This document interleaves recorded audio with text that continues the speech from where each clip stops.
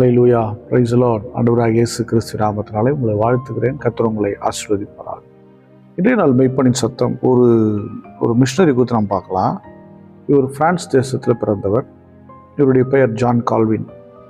இவர் வாழ்ந்த காலம் 16ஆம் நூற்றாண்டு. இவர் வாழ்ந்த காலத்தில் புராட்டஸ்டன்ட் திருச்சபைகள், அதாவது சீர்திருத்த திருச்சபைகள் அப்படின்னு எழும்பின காலம். அதுக்கு முன்னாடி சகோதரத்து திருச்சபையான கேத்தலிக், ரோமன் கேத்தலிக் திருச்சபைகள் ஸ்தாபனங்கள் அன்றைக்கி. அப்போ தான் மக்கள் என்ன சொல்கிறது, ஒரு விழிப்புணர்வு பெற வரக்கூடிய ஒரு காலம். இன்றைக்கி கத்தோலிக்க திருச்சபையில் நிறைய விழிப்புணர்வு காரியங்கள், நிறைய மாற்றங்கள் இருக்குது. ஆனால் அன்றைக்கி அப்படி கிடையாது. இன்றைக்கி ஏகதேசம் மாறி இருக்காங்க. நல்ல முன்னேற்றங்களை பார்க்க முடியுது கத்தோலிக்க திருச்சபைகளில். அன்றைக்கி பார்த்திங்கன்னா வேதத்தை படிக்க முடியாது, வேதம் கிடைக்க மக்கள் கையில் கிடையாது. இன்றைக்கி எல்லாம் கத்தோலிக்க திருச்சபையில் பைபிள் கொண்டு போகிறாங்க, பைபிள் படிக்கிறாங்க, அல்லேலூயா சொல்கிறாங்க, நல்ல ஜெபம் பண்ணுறாங்க, அபிஷேகத்தில் நடத்துகிறாங்க. நிறைய விழிப்புணர்வு வந்திருக்கு.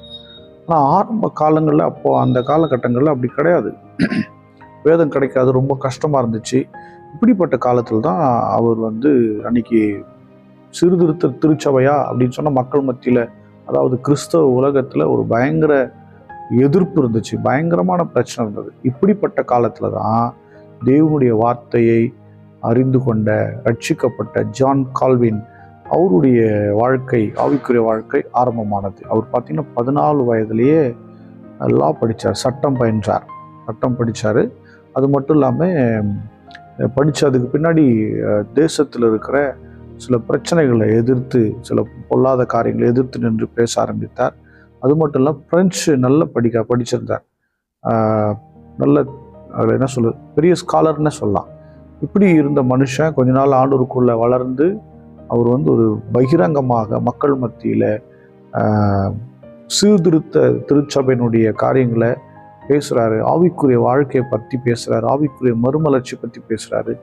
மக்களுக்குள்ள ஒரு பெரிய மனமாற்றம் வருகிறது. ஒரு பாரம்பரியமாக இருந்த, விழிப்பு அற்றிருந்த, ஒரு குருட்டாட்டமாக இருந்த மக்களை அவர் கண் தெளிவிக்கிறார். பார்த்திங்கன்னா ஜெனிவாவுக்கு போய் மினிஸ்ட்ரி போகிறாரு. ஜெனிவாவில் 30 வருஷம் மினிஸ்ட்ரி பண்ணுறாரு. 1 வருஷம் 2 வருஷம் இல்லை, 30 வருஷம் மினிஸ்ட்ரி பண்ணுறாரு. அங்கே நிறைய இவருடைய உபதேசங்களை உடைக்கும்படி, இவருடைய ஊழியங்களை உடைக்கும்படி நிறைய எதிராக சதித்திட்டெல்லாம் நடக்குது. ஆனாலும் இவர் கர்த்தரோடு இருந்து தன்னுடைய பணியில் அயராமல், சோர்ந்து போகாமல் தைரியமாக செயல்பட்டார். மக்கள் மத்தியில் வேதத்தை கொண்டு போய் சேர்த்தார், வசனத்தை கொண்டு போய் சேர்த்தார். வசனத்தினுடைய ரெவலேஷன் மக்களுக்கு கொடுத்தார். இதை மக்கள் கேட்டு கேட்டு நாளுக்கு நாள் அவர்கள் கர்த்தருக்குள் வளர்ந்தார்கள். புதிய சீர்திருத்த சபைகள் பெருக ஆரம்பித்தது. மக்கள் கர்த்தரோடு கூட நெருங்கி வாழ ஆரம்பித்தார்கள். ஹல்லேலூயா. ஜான் கால்வினுடைய மினிஸ்ட்ரி 16ஆம் நூற்றாண்டு காலங்களில் ஒரு சிறப்பான ஊழியத்தை செய்தார்.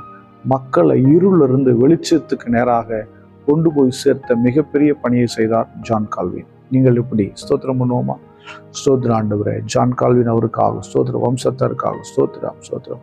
அன்பின் பிதாவே உம்மை ஸ்தோத்திரிக்கிற ஆண்டவரே, அருமையான ஜான் கால்வின் அவர்களுடைய வம்சத்தாருக்காக ஸ்தோத்திரம் பண்ணுகிறேன். கர்த்தாவே உம்மை துதிக்கிறேன். உங்களுடைய பிள்ளைகளை நீங்கள் ஆசீர்வதிங்க, இதை பார்க்குற பிள்ளைகளை ஆசீர்வதிங்க. விசுவாசத்திலும் தேவ அன்பில் நிலைத்திருக்கும்படி நான் ஜெபிக்கிறேன். கர்த்தாவே ஸ்தோத்திரம். ஒவ்வொருவரையும் உம்மை நோக்கி பார்க்கிற பிள்ளைகளாக, உமக்கென்று அயராமல் ஆண்டவரை சோர்ந்து போகாமல் கர்த்தருடைய வார்த்தை கொண்டு செல்கிற பிள்ளைகளாக கர்த்தர் நீங்கள் மாற்றும்படி நான் ஜெபிக்கிறேன். பார்க்கிற பிள்ளைகளுக்குள்ள ஒரு ஆவிக்குரிய உணர்வு தூண்டப்படுவதாக உங்களுடைய கரத்தில் ஒப்பு கொடுக்கிறேன். இயேசு கிறிஸ்துவின் நாமத்தினால் ஜெபிக்கிறேன், ஜீவனுள்ள நல்ல பிதாவே. ஆமென். God bless you. Bye bye.